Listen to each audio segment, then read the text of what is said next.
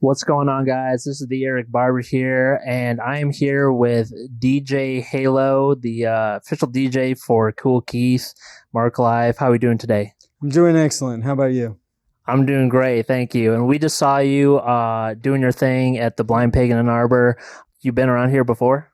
I have actually. I used to tour through this area in Ann Arbor in like the mid aughts. So like 2006, 2007, 2008. I actually knew a guy who was like a pretty well known or like an OG rapper from Detroit, a guy by the name of Dante LaSalle. Oh, okay. He was like a good homie of mine, and we would always like catch up with each other at South by Southwest and whatnot. So yeah, I'm familiar with the area. I used to DJ in Detroit at a place called the Division Loft. Okay. So there's like a whole bunch of like those old warehouses and whatnot, and there's like a farmer's market out there.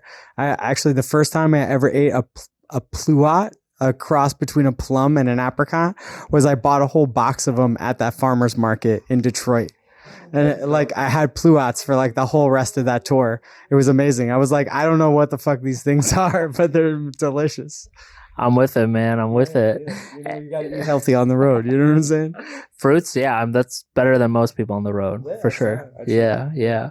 And I understand that you've been DJing for a while now, but where did you get your start? I got my start. So I grew up for the most part in Southern Connecticut. So a town called Weston is where I graduated from high school. And so I started DJing when I was 17 years old, 1997. I'm 44 now.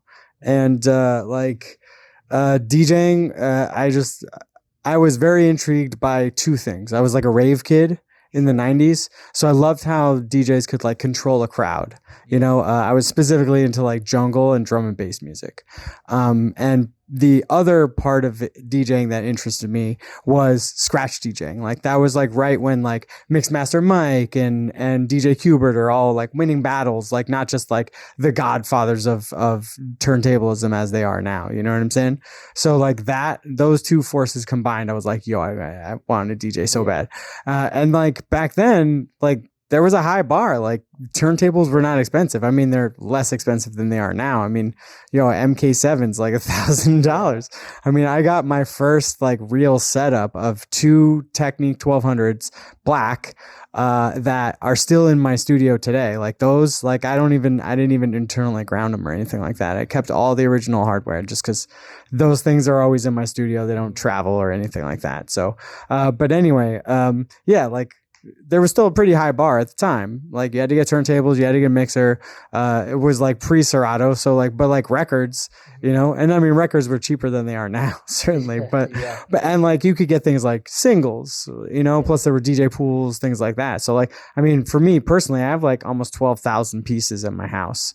And like a lot of that is promo or whatever, but like a lot of it I've also purchased too, So, but like starting DJing, like all I wanted to do was scratch. And I will tell you right now, I was bad. I was not a good DJ. I was not a good DJ.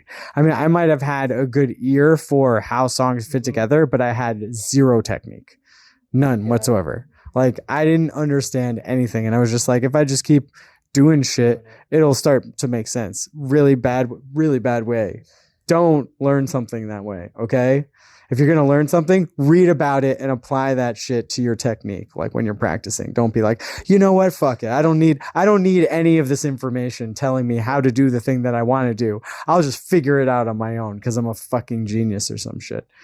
Well, Anyway. it worked out for you. I mean, some people do start then learn. Have you ever heard that? Yeah. I will say that like I stuck with DJing and, tech and like learned genuine technique or whatever.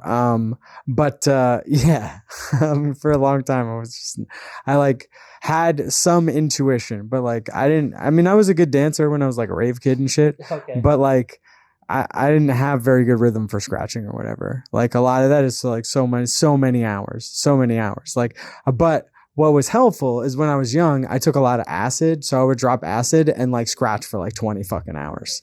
It might sound terrible, but I was doing it for that long.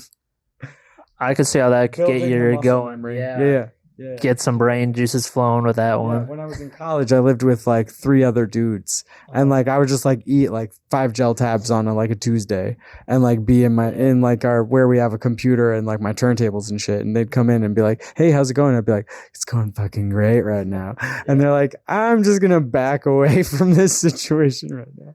Anyway, Dope. so, what else would you like to know about? Yeah. How do you feel like the art of being a DJ has changed over the years?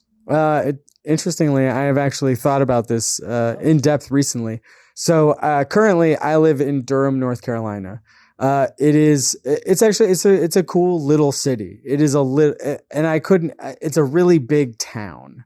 Really, I would like it to be a city, but it's not. And I'm not trying to talk shit. Durham is a very cute, quaint place. It's just not. It's just not necessarily where I feel happy.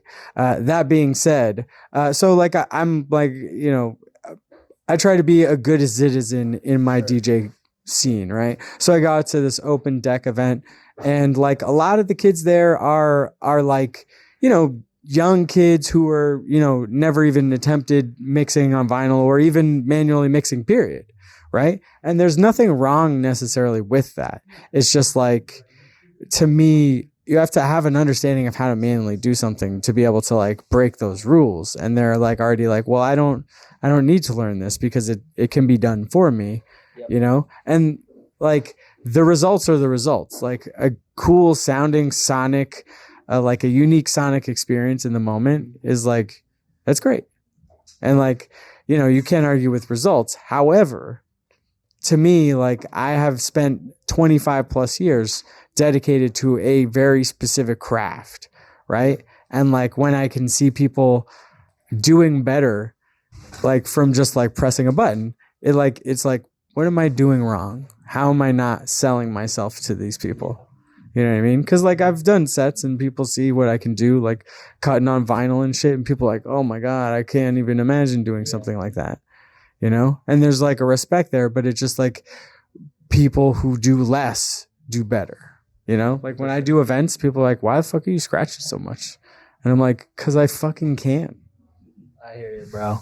I hear you. So I think we're getting close to wrapping up the interview here. Do you got any kind of final message you'd like to put out there? What kind of final message would I like to put out there? Live life. Don't be a jerk. Well, hey, that's DJ Halo. We saw him at the Kool Keith show tonight at the Blind Pig in Arbor.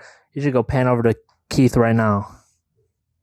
He's enjoying the interview. Awesome. Well, thank you guys so much. Like a bulwark in a metal ship. He's riveted. Love it. And so that's DJ Halo, everybody. I thank you so much for your time and everything, man. Thank you. Peace out, everybody.